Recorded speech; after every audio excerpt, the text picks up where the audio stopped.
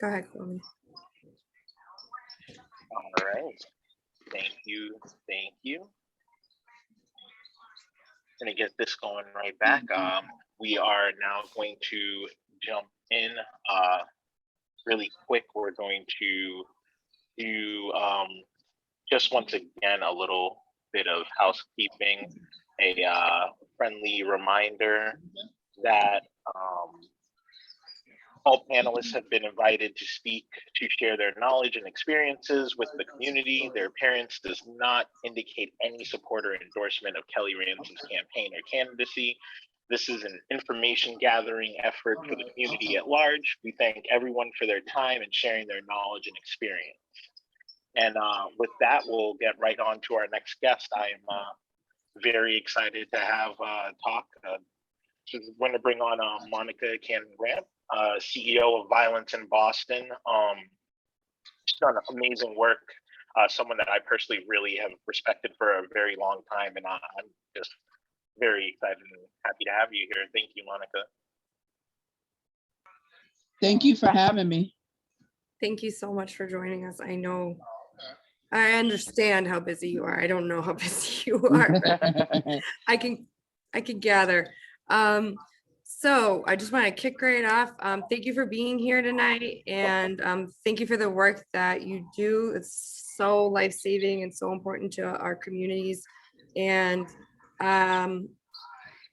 yeah, I could keep gushing and gushing. Let's get started. What was your pathway to becoming the founder and CEO of Violence in Boston? I began doing this work because someone tried to kill my son while I was standing next to him. They put a gun to his head and pulled the trigger. The gun jammed. My house was a crime scene. My house has been shot up 22 times where I formerly lived. They had shot up my street 15 times in one summer. And I walked away from nursing school and jumped into community work to figure out why. I got my start working for former city councilor Tito Jackson. I was volunteering for him, and then I worked for his nonprofit. And then 2016, I ran for state representative, lost my election by 90 votes. 2017, 18, and 19 continued to organize. Also in 2017, organized 45,000 people, to march against racism in response to what was happening in Charlottesville, Virginia. Continued to mobilize 2020, assisted in getting 2 pieces of legislation passed, organized 55,000 people to protest against George Floyd. I had already had a building, but I didn't have no money. And so 2020 was the year that we were able to go from a $45,000 a year organization to $1 million organization, multi-million-dollar organization. Excuse me.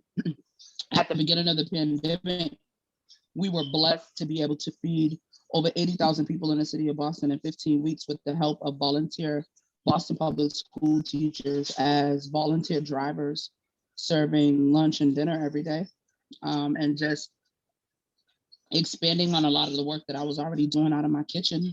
We now have a building in Hyde Park, 4,200 square feet, where I run food pantry. We pay rent, we pay bills, we help with housing, we have on-site studio, music studio, on-site podcast studio, and a number of different things. And so, yeah, that's how I got started. That's incredible, the progression. I really want to come visit the Hyde Park spot. I was like looking through the website today and like, that looks awesome. The podcast studio, I was like, where else is that? Like, it's Whenever great. you're ready, you're more than welcome. Oh, thank you. We'll talk offline.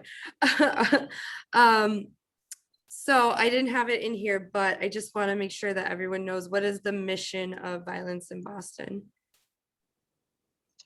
So I could read the mission statement, but basically we address violence prevention through a social justice lens by addressing trauma and the social constructs that contribute to violence, right? And so when I began this work, I was a youth worker for an organization named ROCA. My assignment was working with shooters. I continued that work once I got my own organization, because before they were shooters, they were victims. And a lot of people don't service them in the ways that we assist victims or what we deem to be victims.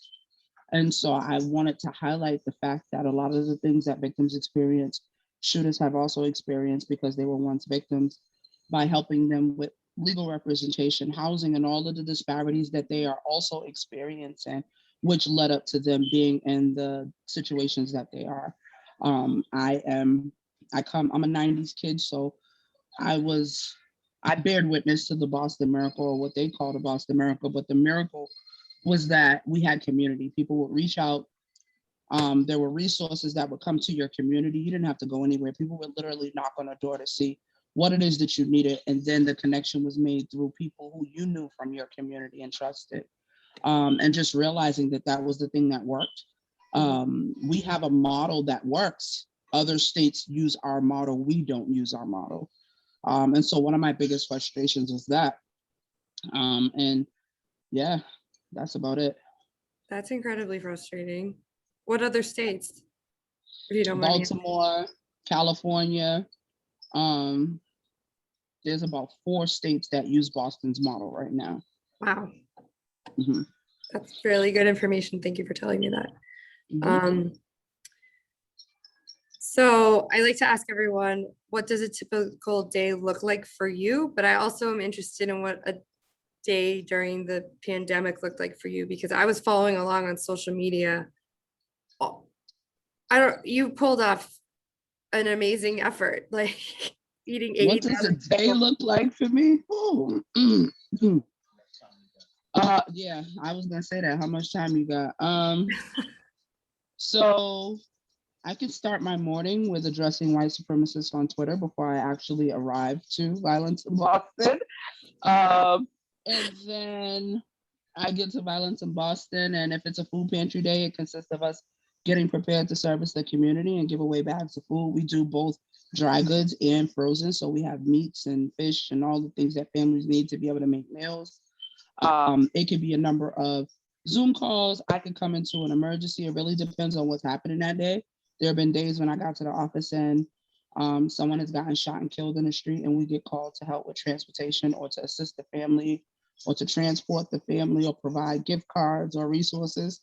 The last week I've been dealing with a young person who we're trying to get placed in emergency housing.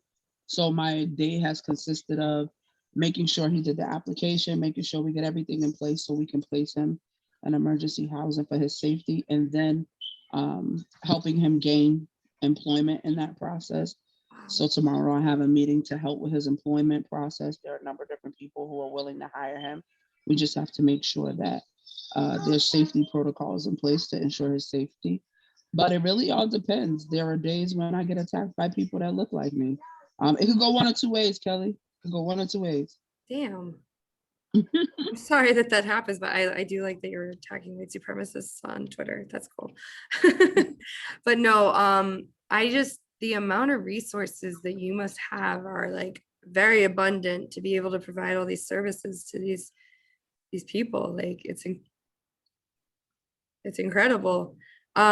But if you want to talk a little bit more about the pandemic, like what a day looked like for that, because I watched you do it. Like I watched through social media, but like.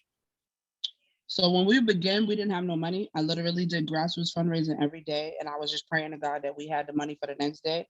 So at the beginning, we would raise the money, and then the next morning, I would meet the restaurant owner over at Restaurant Depot. We would shop for all the food and then transport it back to his restaurant, prep all the food, and then cook lunch and dinner, and then deliver all the food. And then after delivering all the food, clean the kitchen and try to fundraise and do it all over again the next day. We did that for about 5 to 6 weeks before we began to get donations, and that long? The news showed up and the Patriots showed up and everybody showed up. We ended up making BET, believe it or not, with what's his name, Kareem Abdul-Jabbar, on a special they call Saving Ourselves. It's on the website. But by the time the press showed up, we had been working for about 6 weeks, doing that every day, just grassroots fundraising. And I remember saying to the restaurant owner, Like, if we don't get this money tomorrow, people ain't gonna eat. And he's like, we'll make it work. And every morning we woke up, that money was there. It cost us about $3,500 a day. Wow. I love that everyone showed up 5 to 6 weeks later. I don't love that. I'm kidding. 5 to 6 weeks later, like, oh, let's like get in on this. You know, I hate that stuff.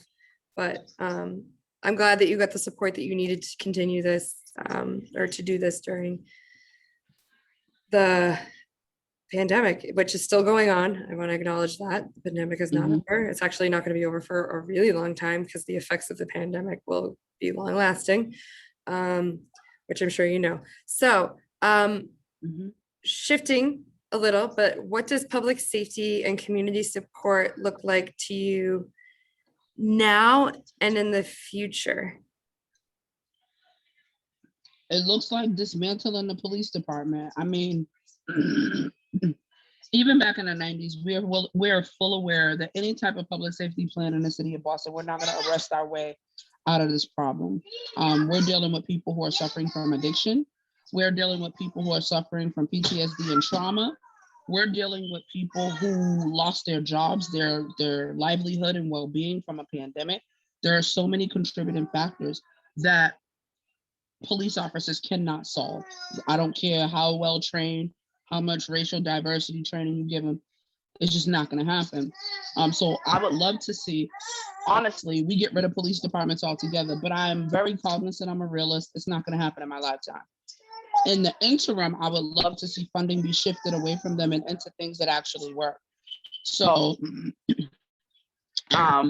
mental health. We don't have enough therapists and psychologists. Even as an adult, since the pandemic, and just me dealing with life, I had to get a therapist, and the wait list is ridiculous. People are still waiting to talk to someone. We need to adequately fund them and give them incentive to want to work in this field, because that's the other piece. We want to pay people next to nothing and expect them to work miracles, and that's not how it works.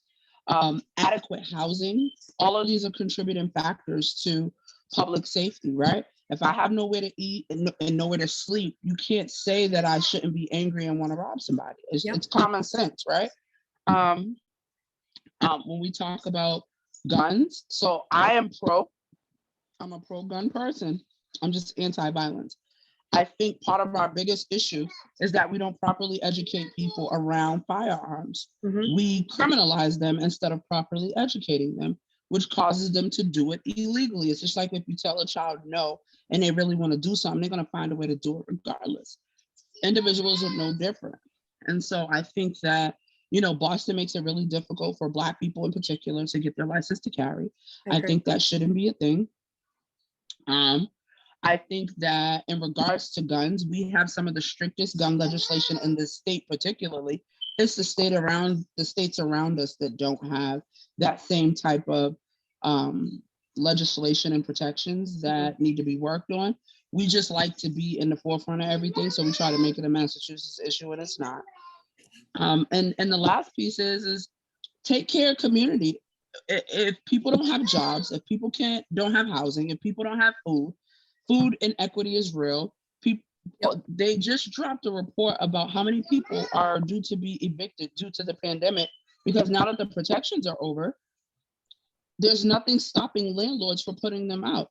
Give people the things that they need, and you will watch there not be a public safety issue. Tupac said it best. Black folks are scared of the same thing that white folks are scared of.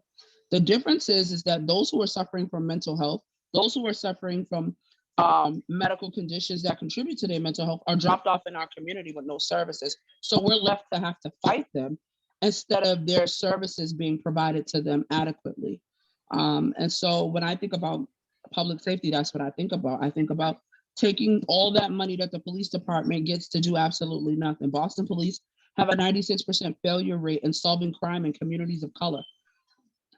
Where do you work at where you fail and get a raise? I have never seen it happen. It does not happen. And so reallocate those funds to things that are actually working and those people who are on the ground getting the work done.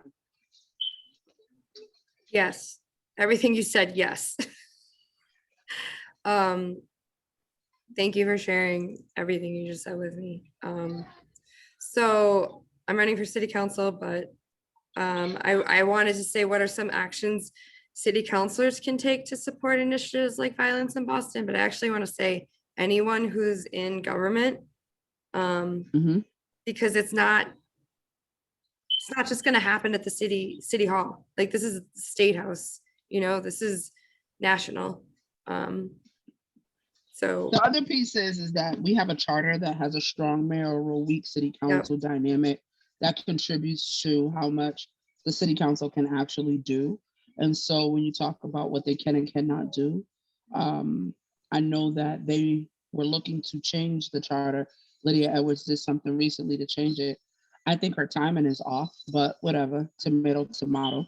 Um, but until that charter is changed in a real way and people are willing to take a stand in a real way, it makes our city council extremely weak when it comes to passing legislation and actually getting stuff done. With that being said, what can people do? I think that for me personally in my organization, right now we're in fundraising mode to be able to hire people. It's hard to find people passionate enough about this work that practice empathy and understand what community needs. One of my biggest tasks is not so much that I can't find people to do the work, is find people who have empathy in this work. For me, it's not just a paycheck. If it was a paycheck, I would have quit a long time ago. hell You no. have to have a compassion and empathy and understand the social constructs and the history as to what people of color have went through in this country and in this city and in this state to understand why I do this work from a social justice lens. I don't just service Black folks. So for as much as I go hard for the Black community, because I wake up Black and I'll always do that, we also help immigrant communities. You know what I mean? Like when ICE was out over at Northeastern and they were snatching people off the trains, we ran and jumped on the trains because if I get arrested, it's $60. If they get arrested, they get sent to a country where they could potentially die.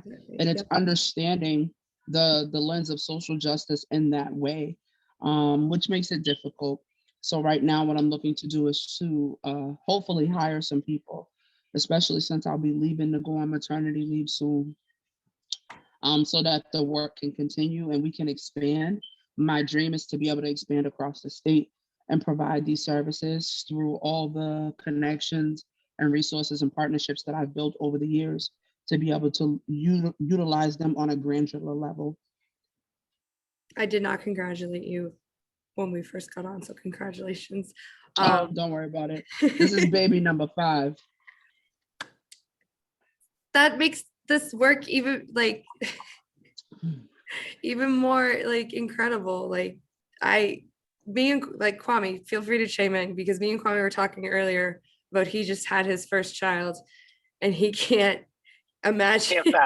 Cannot fathom how just trying to take care of one. I can't even imagine how you do the work you do. It is. So let me tell you, Kwame, enjoy the one. My kids start in age from 22 to 2. And so, and I'm 7 months pregnant, about to do it again. Yes, I'm fucking crazy batshit, but I don't think so. yeah, like it is a ride. I will say the older kids are extremely helpful when it comes to my 2-year-old. So he's spoiled rotten because all of his siblings are 18, 20, and 22. And so they're extremely helpful, but it is a task. Like your issues range from boyfriend, girlfriend issues, attitude issues to I don't have my juice. You know what I mean? So it's like a wide range of issues. Conflict resolution is the way to go. Oh my goodness. I assume you're experienced in that, so. Oh my gosh, that's intense. So moving on, I know you probably want to go to bed, or I do.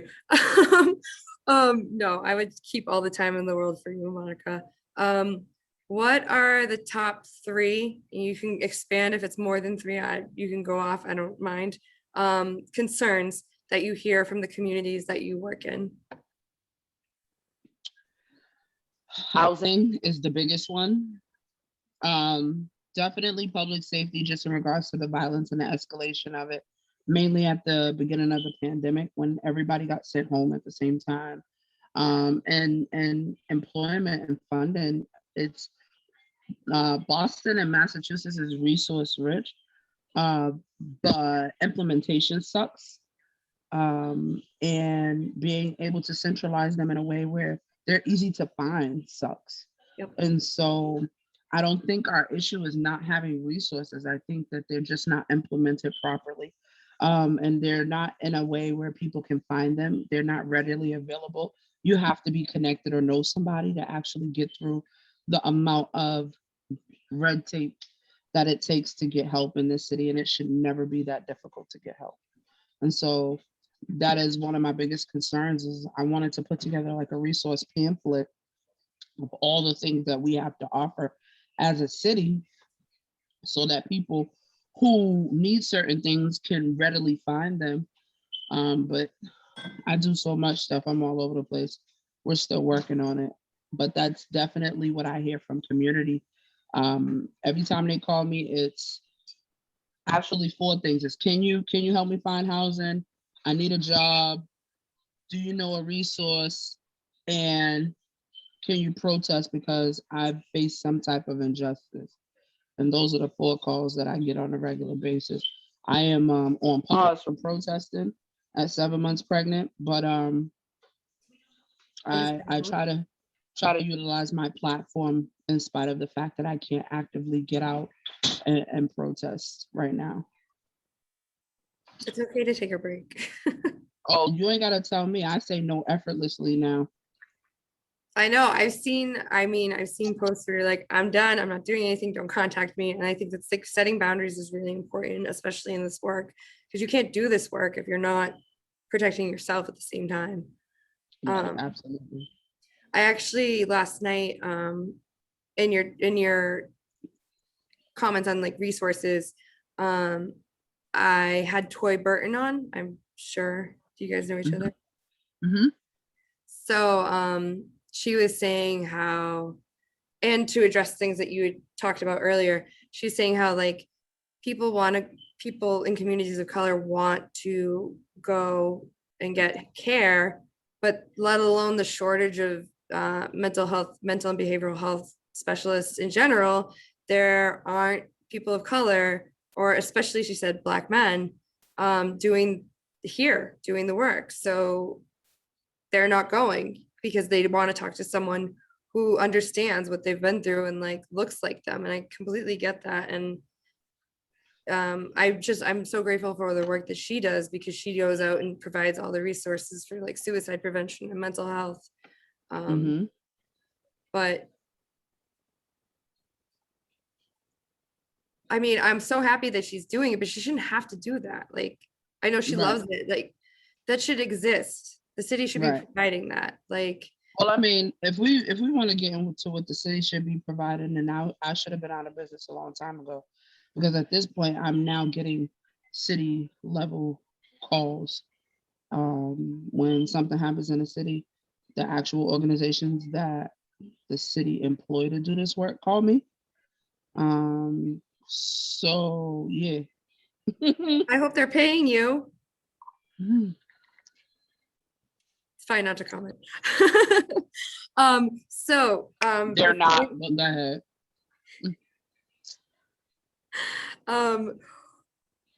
Where can we learn more about the work that you do? And I'm gonna make I have to keep doing this on YouTube. It'll be down here. Share everything. Violenceinboston.com.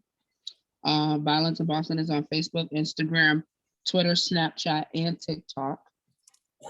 Snapchat and TikTok, my kids run that. We're not gonna lie and say that I have anything to do with that, because I don't know how to operate either. But I am on Facebook, Instagram, and Twitter. And you can always log onto the website. We put updates on there on a regular basis. We just received a grant from the Cummings Foundation, and so we're just constantly adding content to the website so that people know what we're doing right now. The next thing that I'm trying to do before I leave for maternity leave is my back to school block party for peace. We're going to distribute 1,000 backpacks. It's going to be at Franklin Park, August 21st, Plaisted, Pier Point Road. We've invited some amazing people from the community and hip hop artists. So we have a rapper named Mr. Cheeks. We have Free, who used to be on 106 in Park. And they're gonna come out, and everything is free to the community. Free food, free resources, free backpack with school supplies. I posted today the boxes that got delivered to my building. So 500 have arrived. And in like a couple of days, the other 500 will be here of the backpacks. And I'm trying, this will be my last hoorah before I go on maternity leave, and that'll be August 21st. So that's what I'm working on in conjunction with my baby shower, but that's not for everybody. I'm working on those two things right now. In the process of moving, because I'm closing on my home July 15th. Yes. And so we just bought a house, my husband and I. So Congratulations. that's what I'm dealing with, not having to pay Boston's high ass rent. True. That's why we need to have more home ownership opportunities provided for our folks. So before we close out, we ask everyone who's been on at the end, what drives you to do the work that you do every day? Well, when I got started, it was my kids. It was trying to make sure that they made it alive out of Roxbury. Now it's just my love for community. I think that when I encounter young people that need help, I treat them like they're my own. And I think if everybody did that, there would be a clear understanding of the need and the disparity and how much help is actually needed in our communities. And so that's what drives me. Just when I encounter a young person who I've helped years later, or they'll stop me at like Simcoe's. I had a young man stop me and he's like, "You're the lady from TV that helps young Black men. I just want to say thank you." Or I encounter a young man that I've helped and see them be successful. I had a friend of mine, I helped this young man with emergency housing. He went on to go to Job Corps, get a job, got his own place, extremely successful. And I helped house him when nobody else would house him to keep him safe so they wouldn't kill him. And so that's my drive. It's when people are like, you fed me and my family during the entire pandemic and we didn't know how we was gonna eat. So yeah. I just have no words. I'm sorry. Like, I hope you're keeping track. I mean, you don't have to, but of the lives that you've changed, because it's probably a lot more than anyone knows. What you do is completely life-saving. And, I was actually, I'll be upfront, like me and Kwame were talking when we were setting up tonight. And I was like, there are people who run Boston, but then there are people in the background who people don't necessarily see all the time on TV or in the forefront. And I was like, Monica's one of those people who's really running Boston, like on the streets doing the work. So I just thank you so much again for everything and for coming tonight. And normally we would leave the floor open for questions, but it's just you, me, and Kwame. So I think everyone's figured out that these go up on YouTube. So they've been watching on YouTube instead of coming, which like I understand we're all Zoom fatigued. So I appreciate you coming for that reason too. No problem. If you have any questions for me, you can reach out to me directly, Kelly at votekellyransom.com. We also have, it'll all be down here. We have a Google form where you can submit your ideas or comments or questions anonymously. And then you can find hopefully everything you need at votekellyransom.com. But again, this conversation was just for the community at large and, for me to learn more and for you to learn more. So not Monica and Kwame, I mean the audience watching from home. So I want to say thank you so much. And I will see you on August 21st. And I will be making a donation for my own personal tomorrow. So I'm going to close out with everyone go make a donation to Violence in Boston. And thank you to Officer Hernandez who was here. I'm sending blessings to Will Smart. We will have that conversation eventually. And Kwame, of course, I could not have done this without you. So I love you. I've loved our past 22 years together. Absolutely. Is there anything So you want to happy. say before we go? I'm so happy. Thank you for having me here. Monica, thank you so much. I will be completely honest and not trying to fanboy out. A lot of the reason that I am passionate about this is like I should have sent you a Cash App or a Venmo on Mother's Day. Not to say that you raised me, but like watching the work that you did, like I'm sure you've seen for years me on your Facebook, on all your Yeah. comments, all the time. You contributed a lot to the person that I am. So like, thank you again for taking the time, and thank you for all that you do. And yeah, this is amazing. Thank you so much, and thank you everybody that was here. Thank you for allowing me to be your host. This is important work and important conversations, and thank you, Kelly, for having me as well. I'm ecstatic that I can do this. Kwame, I Well, love thank you. you both. Yeah, me and Kwame have been Facebook buddies for I don't know how long at this point. He slides on my page every now and then just to let me know he's there.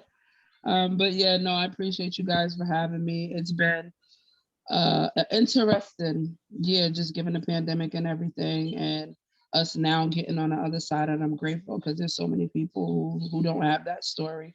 Yeah. And looking forward to just going into this new season of helping community and getting stuff done. I'm tired, so I'm looking forward to my maternity leave so I can catch up on some rest. But yeah, the work definitely continues, and bringing in, we just recently recruited some new board members just so that I have things in order while I'm away. They can keep things going. So Amazing. thank you guys for having me. And yeah, visit our website. You're more than welcome to stop by. Just call and make sure you let us know first. Absolutely. No, I saw the podcast studio. I was like, I mean, the furniture too. I Yeah. assume it was it. I cannot take responsibility for Oh, that. My best God. friend is my finance person, and we call her Martha Stewart. And when you see her office, you'll understand why. Okay, then I definitely have to come. So thank you again, everyone. Thank you for watching later. We didn't have anyone in the room tonight, and that's totally fine. I understand that everyone's figured out that these go up on YouTube.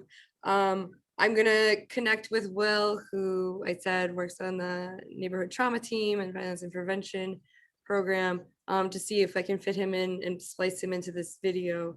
Because I'm so sorry of what he's going through right now. So just sending love to him. And I love you, Kwame and Monica. I know you and I don't know each other at all, but I love you too. And Thank you. thank you, everyone. I will see you again soon. Good night.